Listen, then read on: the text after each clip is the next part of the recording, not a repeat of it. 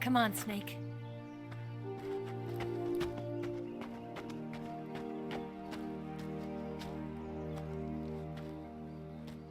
We made it. We made it. Over there.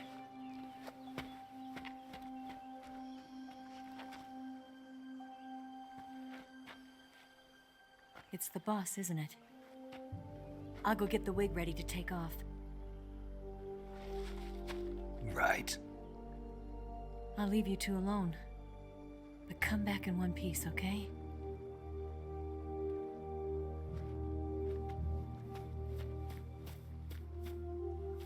Promise me!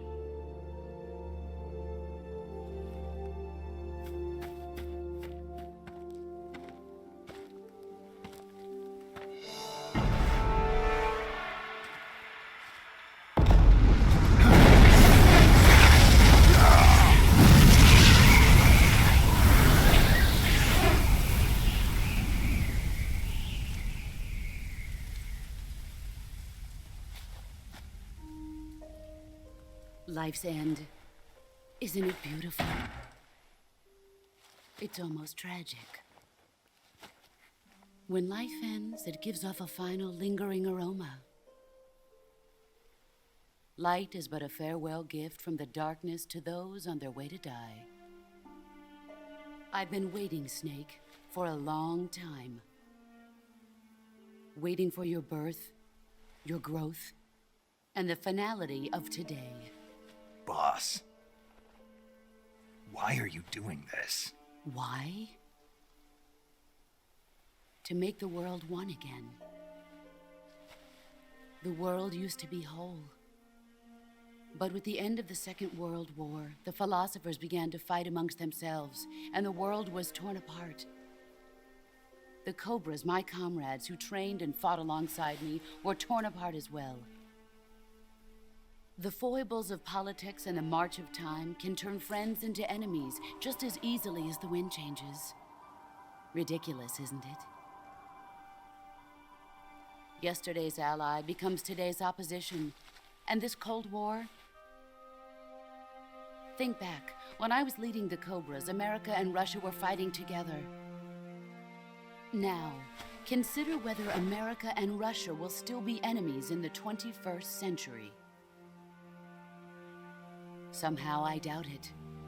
Enemies change along with the times, the flow of the ages, and we soldiers are forced to play along. I didn't raise you and shape you into the man you are today just so we could face each other in battle. A soldier's skills aren't meant to be used to hurt friends. So then what is an enemy? Is there such a thing as an absolute timeless enemy? There is no such thing, and never has been. And the reason is that our enemies are human beings like us. They can only be our enemies in relative terms. The world must be made whole again. The philosophers must be reunited.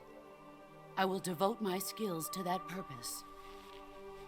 And with the Colonel's money, I will achieve that end.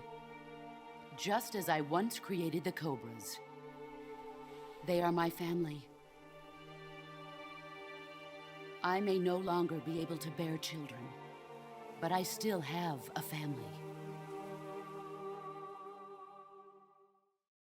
It was November 1st, 1951.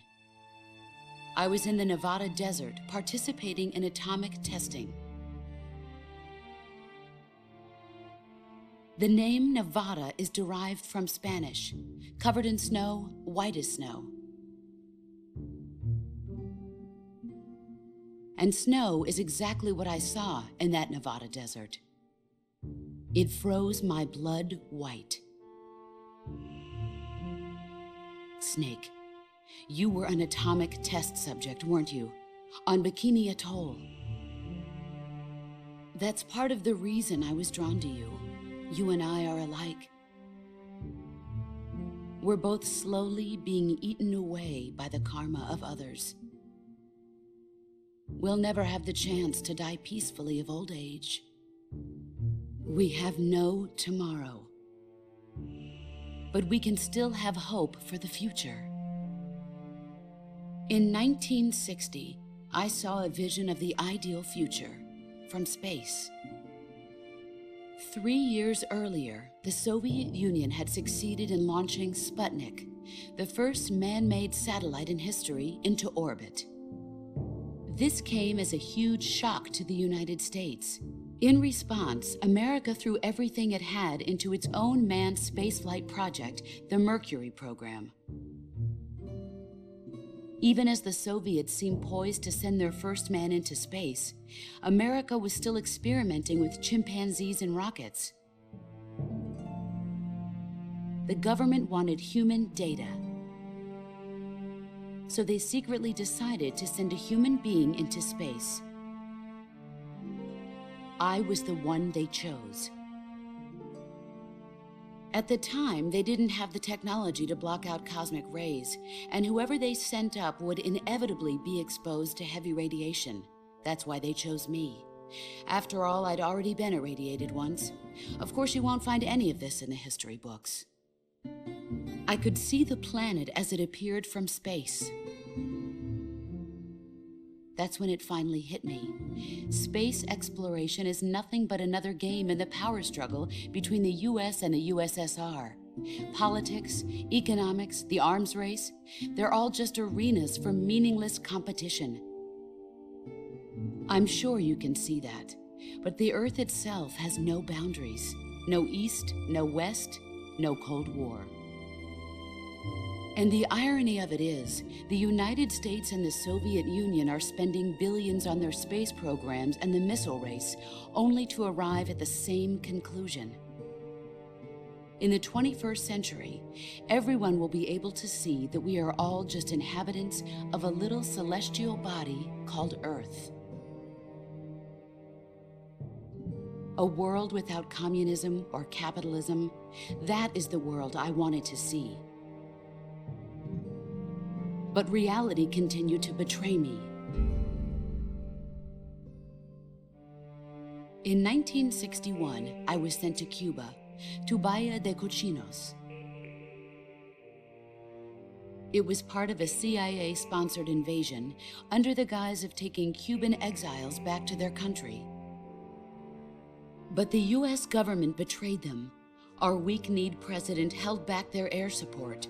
Defenseless, the exiles were annihilated by the Cuban army. All I could do was watch in silence.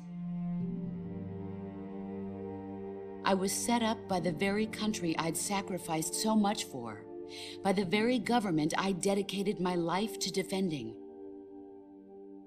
I was driven from the surface world, and I went underground. Then, 2 years ago, I faced the Sorrow, my old comrade in battle. He was my friend.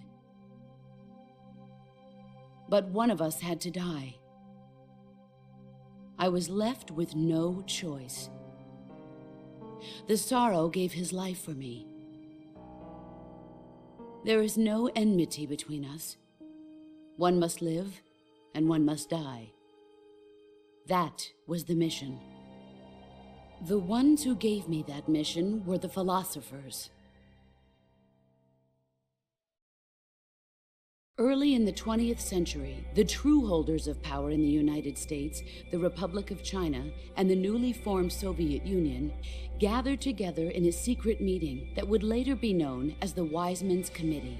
The secret pact they formed there marked the beginning of the philosophers. But the last of the original members died in the 1930s. After that, the organization began to run out of control, and the Wiseman's Committee degenerated into a mere shell of its former self. The philosophers of today have no sense of good or evil. Their influence extends to countries and organizations involved in every aspect of every war. They have become war itself.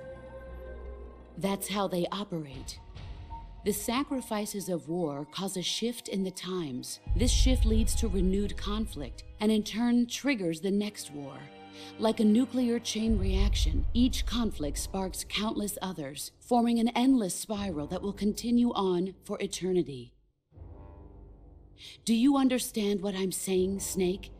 By consuming me and you, the philosophers intend to keep that cycle going forever. It was my father who explained all of this to me. He was one of them.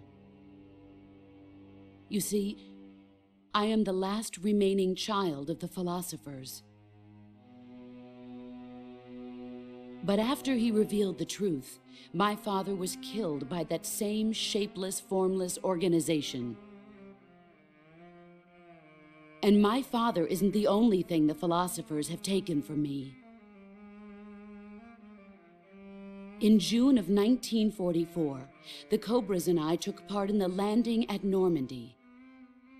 We'd been given a top-secret mission to locate and destroy enemy V-2 rocket installations. I was pregnant at the time. The sorrow was the father. I gave birth on the field of battle. A beautiful baby boy. But my child was snatched away from me by the philosophers.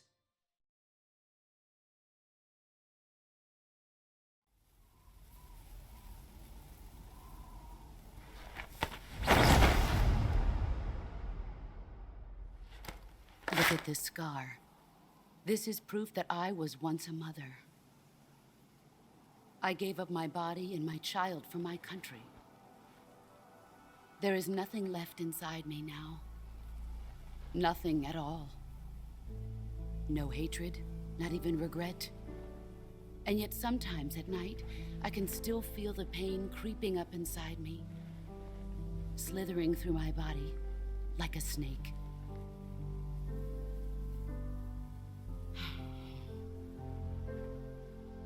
I've never talked this much about myself before. Thanks. Thanks for listening to me.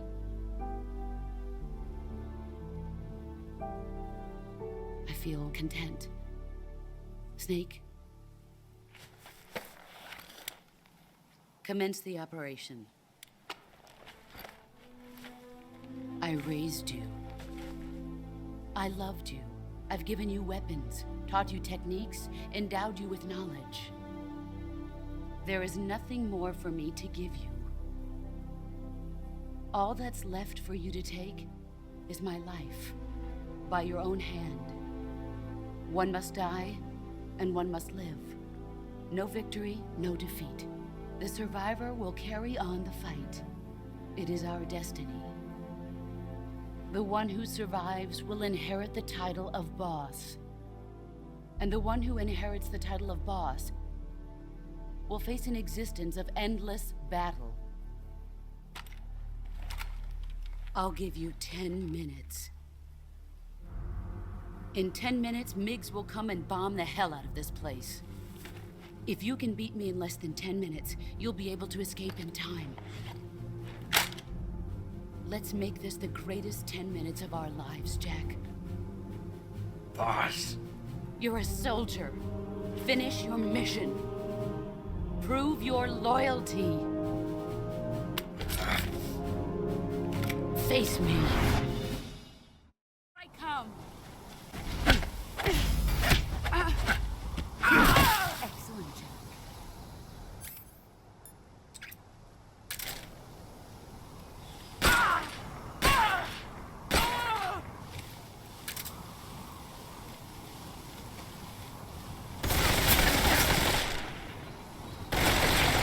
Get ready.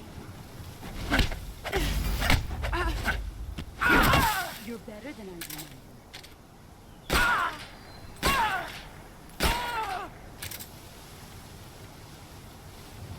You've gotten stronger.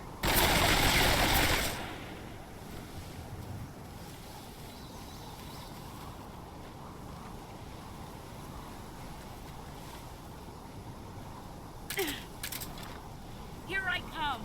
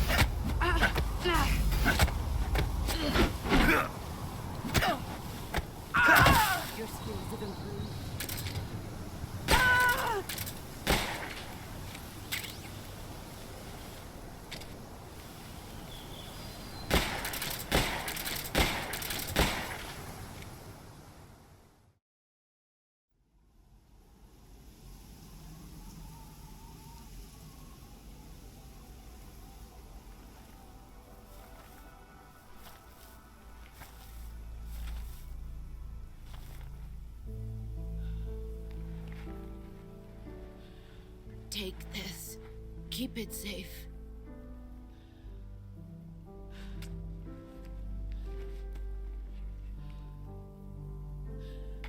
It's our only hope.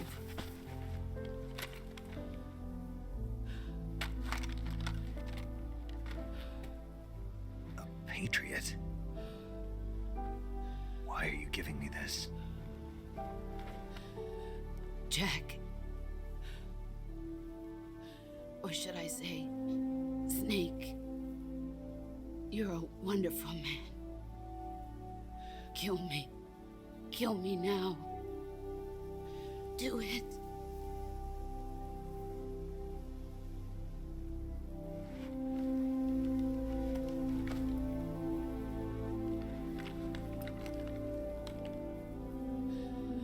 There's only room for one boss and one snake.